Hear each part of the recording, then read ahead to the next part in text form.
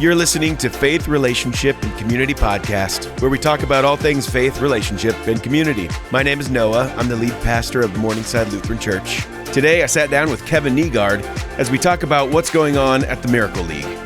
So first, talk about Miracle League and what is Miracle League? I was talking to most people I talked to. They're familiar with it, but one was like, what is that exactly? So if somebody had that question, what is it?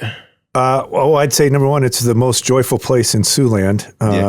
And so it's a adaptive playground designed for people with disabilities, but open to the general public. We're by far the most used park in Sioux City. My kids love it, by the way. Yeah. We'll go out there a handful of times, and they just love getting out there, and they brave the splash pad too, which is good. Yes. Yeah. So it all started back in 2013. I was at a global leadership conference, and Bob Goff was speaking, and one of my favorite speakers. And his talk was entitled "Love Does," and like, words aren't changing the world; words with action change the world. Man.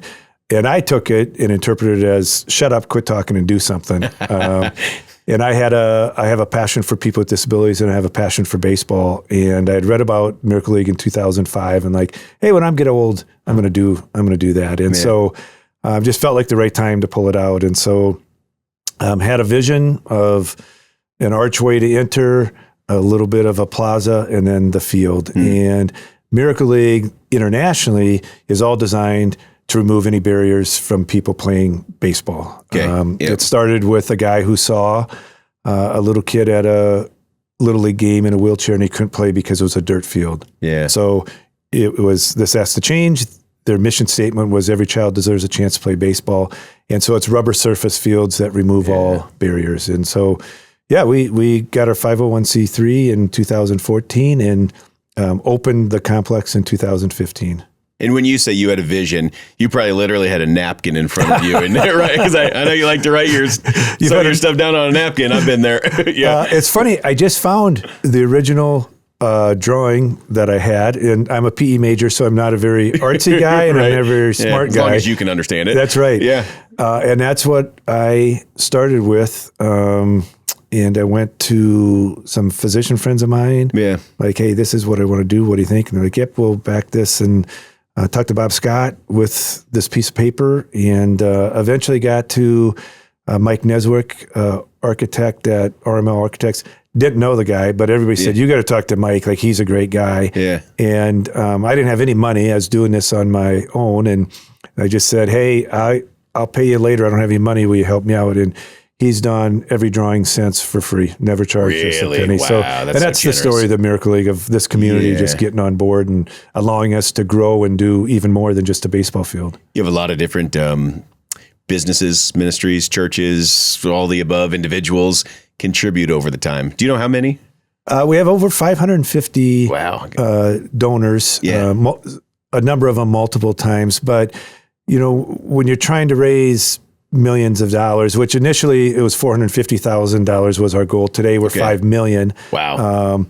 That it needs to be dispersed over a number of people. And your really good donors will ask those questions like, I want to get involved, but how are you going to do this operationally? And that you're not coming back to me year after year and time after time. Sure.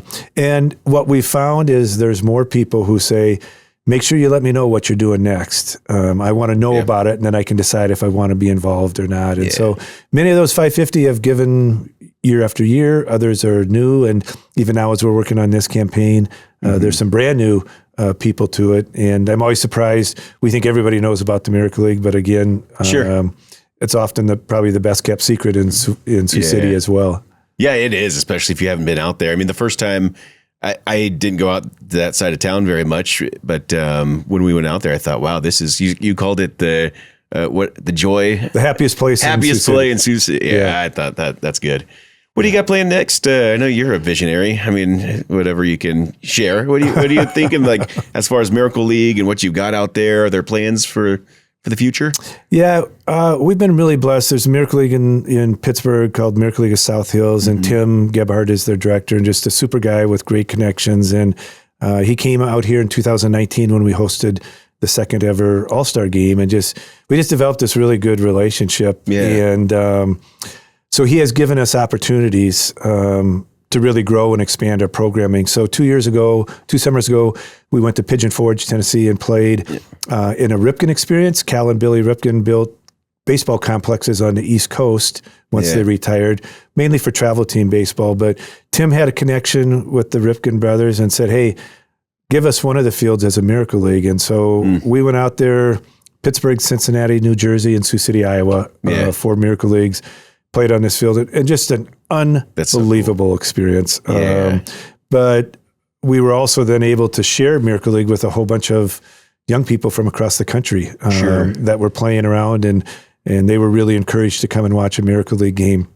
It became very evident to me at that time that if we wanted to grow the Miracle League here, we needed a director. And so came back and I went to the board and just like, hey, we're really good, but if we want to get great, here's the next step, I think. So in April of 2024, the board hired Braxton Hinders, a young Morningside graduate with lots of energy and enthusiasm to become our director.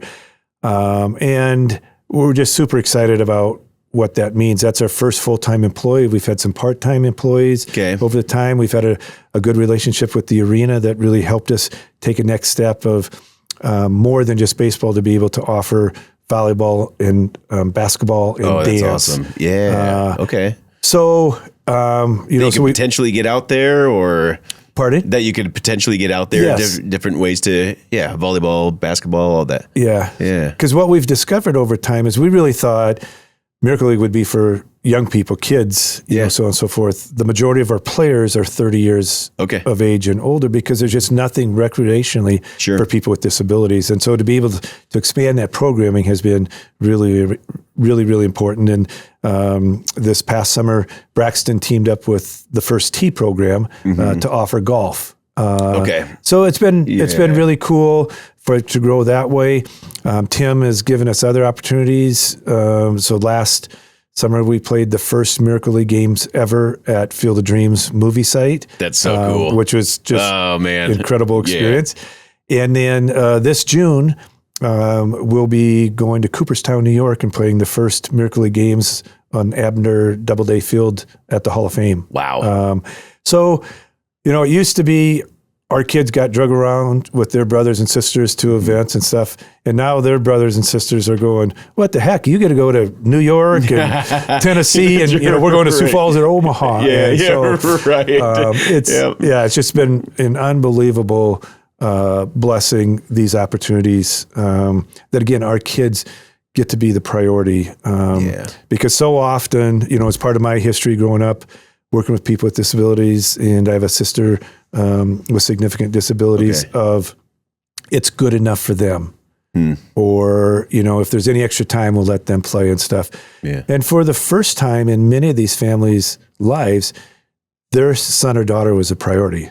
The Miracle League is built for their son and daughter. Now we're going to open it up to everybody else, but it's going to be designed and they are the priority. And so, one of my greatest joys of Miracle League is watching parents and families. And you can just see that, someone really cares about my child, and it's a really cool feeling. So you kind of alluded to it a little bit. What drives your passion? Why were you passionate about getting into this? Well, my dad was a high school teacher and coach in Rock Valley up until, probably fourth grade. So you grew up in Rock Valley? I grew up in Rock Valley. You did? Okay, I think, I bought my dog from Rock Valley. All right. That's right. So that's about my connection. The only Norwegian growing up in Sioux County. But I was kind of a big shot growing up because my dad coached everything. So I was always the manager hanging out with the athletes. And then in the early 70s, they started Hope Haven. And my dad went to work there to be the first personnel director. And, that was the early 70s, wasn't well accepted in the area. And I remember the comments of, oh, your dad's going to work with the retards. And then to make matters worse, we had 2 or 3 adult males with disabilities who lived with us from that period on until I left college. We had a gentleman live with us for 27 years. Okay. So But quickly, I discovered this passion for people with disabilities and this opportunity to work at Hope Haven in group homes and in the summer programming, and eventually found a little girl by the name of Heather. She was 7 years old, weighed 27 pounds, had a diagnosis of severely and profoundly mentally retarded, and was a ward of the state. Her mom was very young, didn't know she was pregnant, tried to get into the military, so had all the shots. So Heather's a rubella baby. She's deaf, she has cerebral palsy, she's intellectually disabled, but she was not severe and profound. And so I asked my parents to become guardians of her so that somebody would have a say in what happens to her, and we could get this diagnosis changed. And so at the time, the youngest of us 4 natural siblings of my parents, my youngest brother was going to be a senior in high school. And so my parents said, yep, we'll become guardians. That was the summer. That Christmas, they said, hey, we're going to have a family meeting because we've made a decision that's going to change all of our lives, and we're going to adopt Heather. And so my parents lived out in a 2-story farmhouse, did not know sign language, and we're going to adopt this little girl. So I had, this was lived out, what God calls us to do, how to treat other people and the least of these. My parents lived it out every day of their life, you know? And so I was just really blessed with that. And so that's the passion side for people with disabilities. The baseball side is my dad was a high school, was a really good athlete, played college baseball and coached baseball. I was fortunate to do the same, play college baseball and coach. And then my son, the same. So there's this combination. When I read about the Miracle League, it's like, oh, these are my two of my greatest passions in life and come together. And so as you know, it's been, I wouldn't even say it's a lot of work. It's just been one of the greatest blessings of my life. Yeah. That's awesome. That reminds me too, because I know obviously big baseball fan, and you had a catch thing going on for a while. Talk about that a little bit, and maybe if there's anything that's happened since then. Yeah. So I go to Tanzania quite a bit on mission trips. It was 2021. In the winter, my wife and I were supposed to go to Tanzania, couldn't because of COVID. So we did what everybody would do, and we went to Branson, Missouri in the dead of winter. And so, yeah, that's the first thing that comes to my mind. Yep. Right. So again, that reference back to being a PE major, not very smart. But I picked up a book there entitled A Year of Playing Catch by Ethan Bryan. And Ethan is a writer and a passionate baseball guy. And he decided to play catch every day for a year and write about it. And I'm like, you know what? Next year, 2022, January of 2022, I'm turning 60. I think I can do this. It'll be a great way to share the message of the Miracle League with other people, and maybe raise $100,000 for our Miracle League. That was your goal. That was our goal. Yep. And so got some people together to help me. I'm very technologically challenged, so to post and share, each day was just an unbelievable challenge. But anyway, ended up playing catch with over 2,000 people, 5 different countries. Ended up raising $371,000. A little bit over your goal. Yeah. Yeah, how about that? That's awesome. The stories, the God stories in it, again, just make it one of those memorable things that has much more impacted my life than what I was able to give through it. You going to write a book about it now? No, there's... a lot of people have talked about it. We've talked about it, and maybe it'll come in time. Yeah. A lot of people think it's a potential podcast of just during the time. One of the questions I asked people was, when's the moment you said yes to that nudge? I'm a person of faith, so it's a nudge from God. Whatever you may think it is, we've all had it. I said in junior high and high school, we all saw that kid who sat by themselves at lunch, who wore really bad clothes because they were poor, maybe had an odor, whatever the case may be. And we all felt that nudge to, gosh, I should go sit by him. I should stop other people from picking on, and we don't do it because of peer pressure. Sure. Yeah. And as adults, the same nudges happen every day. Yeah. But we automatically say no because we think it's going to cost us time and money. And the reality is it will. But it'll also be the greatest joy in your life. And so that became my question in playing catch. Ethan had talked about the intimacy of playing catch. And I'm like, this obviously is a writer because I've never heard intimacy and baseball That's right. Yeah, together. you would put those two together.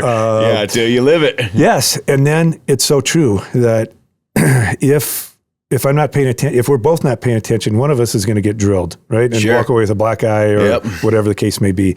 And if I have any intentionality to my conversation, it can be really special.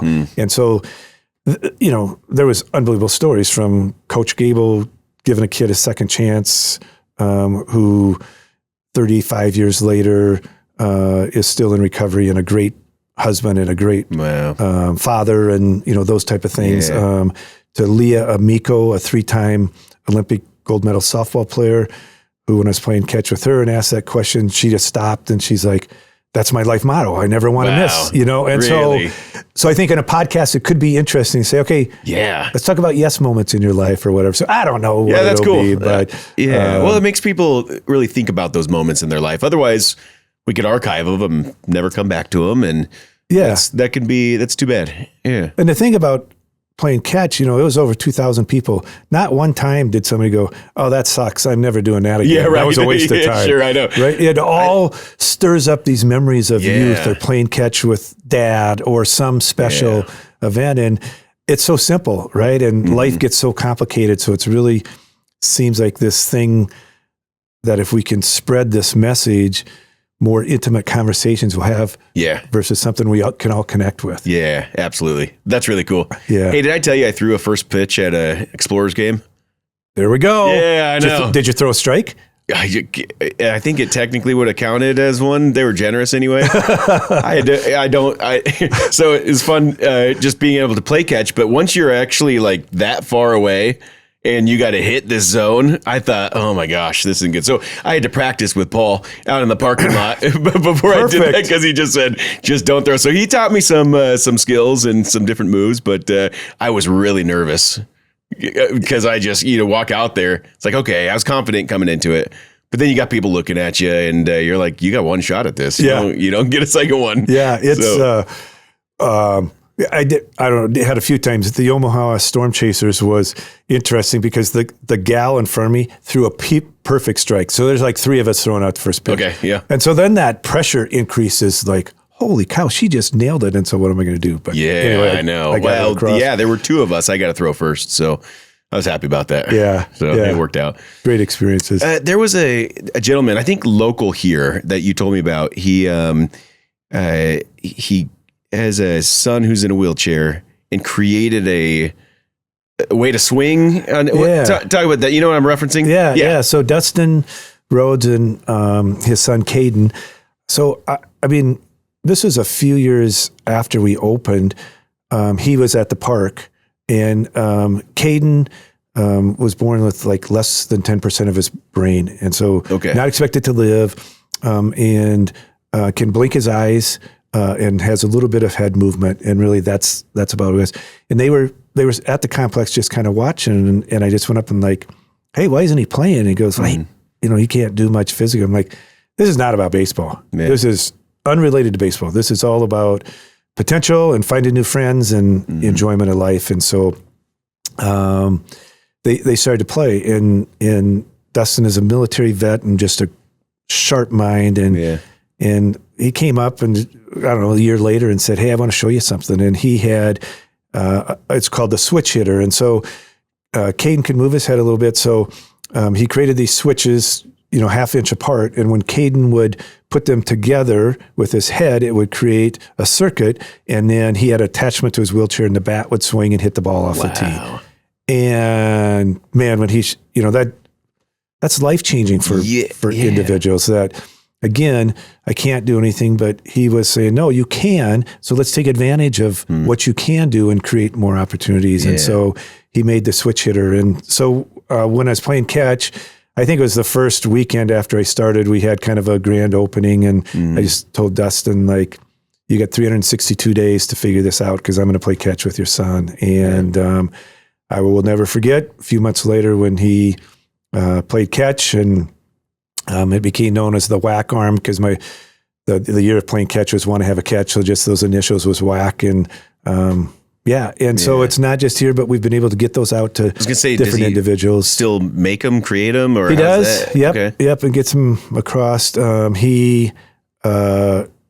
That year, so it would have been the 2023 season, I think he, at the last week of the season, the Kansas City Royals had Caden come out and throw out the first pitch. Is that right?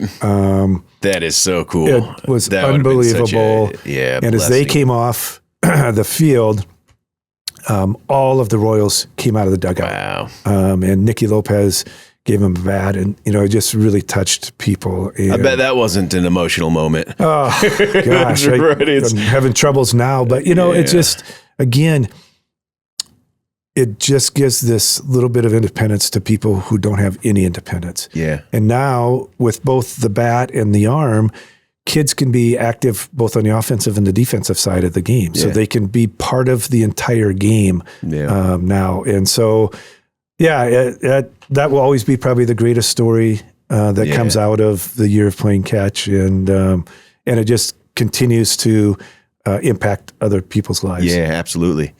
Okay, this is all Miracle League. Kind of, how do people get involved, partner with, if they're just watching this and hearing this and saying, I want skin in the game in some way? What does that look like? Yeah, best thing would be go to the website, Miracle League of Sioux City, and then there's ways to sign up to volunteer.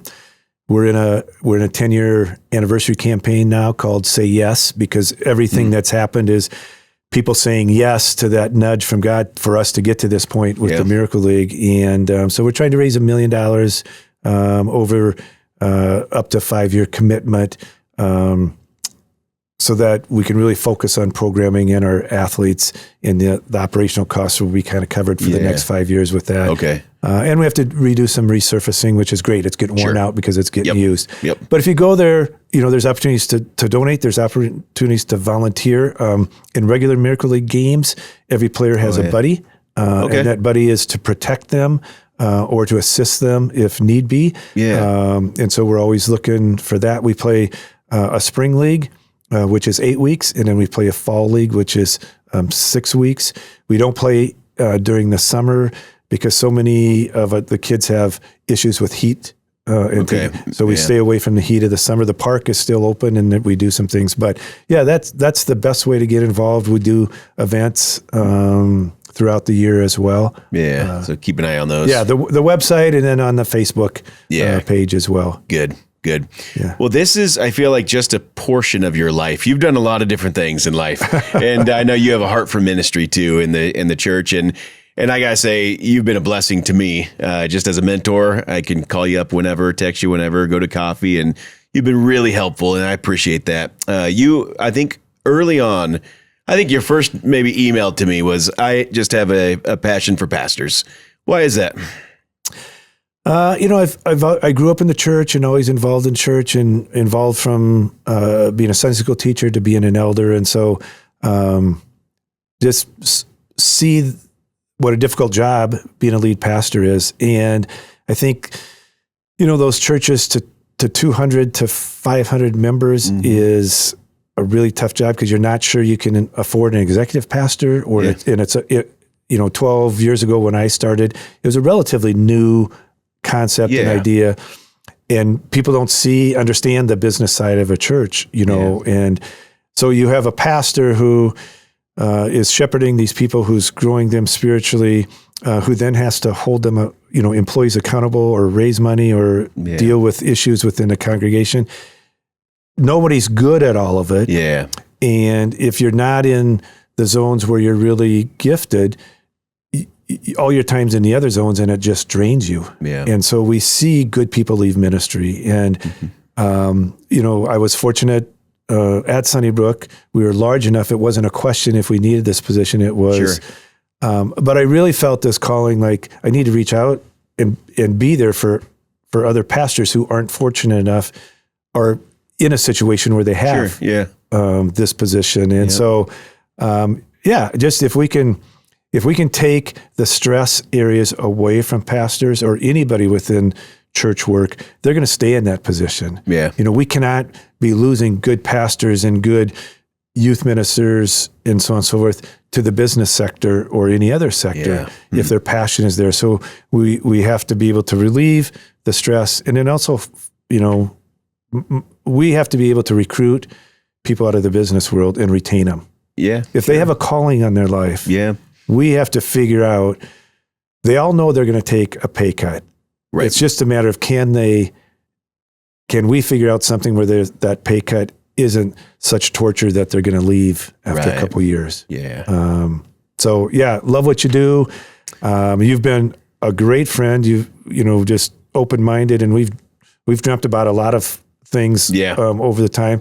And that's so refreshing because, again, I think in our own little church or in our own denomination, it just becomes this little circle, and our thinking doesn't expand from that. Yeah. But you've always been one I could get together with, and I think we could challenge one another, and our thinking change, and we'd come back and go, it doesn't work, or maybe there is something here, and let's continue with it. And that's what I love about that. I mean, because not every approach is going to work for every church or every pastor, but just what we've been able to build off of just being able to pick your brain on different things and staffing philosophies and all of that, I mean, it's just been so helpful. And but it's so real because we see that stat. I was just reading it the other day. It's like 2,000 pastors a year that are stepping down. That's a lot of pastors in a season that I anticipate in the next decade or so, we're going to be having a lot of hurt churches that are looking for pastors and needing to raise up leaders within the congregation. And that's where it needs to begin, but into a healthy position. Right. Because, so many churches are in survival. Yeah. That's all. And in small communities and stuff, it's just this survival model. Yeah. And Jesus never talked about surviving, right? He talked about thriving. Yeah. And we have to do things differently than we did 50 years ago or 30 years ago or 20 years ago. Yeah. And the only way we come up with the best ways to do that is to collaborate with people who are in all different situations. From the church with 20 members, how do we thrive? Yeah. How do we change our mindset of not just surviving? Because the reality of those churches that are in surviving, those people are all saved. Sure. Right? We're not following the Great Commission. Yep. So how do we thrive, and how do we create environments where we can go out and reach the lost, no matter the size of our church or our budget or whatever resources we have? Yeah. But also people who are passionate about Jesus, how do we make sure they can continue to be active in that work within a church? Yeah. And I'm a firm believer, we need great people in every sector, not just the church, but we need great leadership in a church to lead those people and be a resource for those people. Amen. So that could be an episode in itself, man. Talk about that. I could talk to you all day, Kevin. I appreciate you being here and sharing your heart about Miracle League, about ministry and all of that. So thank you. Well, thanks for the opportunity. Thanks for your friendship. And I look forward to our next discussion. Yeah, absolutely. There you go. Good. Right. Awesome. Well, Kevin, you're awesome, man. Thanks for listening today to our Faith, Relationship, and Community podcast. For more episodes, check out our website, morningsidelutheran.com, or on our social media platforms. We appreciate you joining. God bless.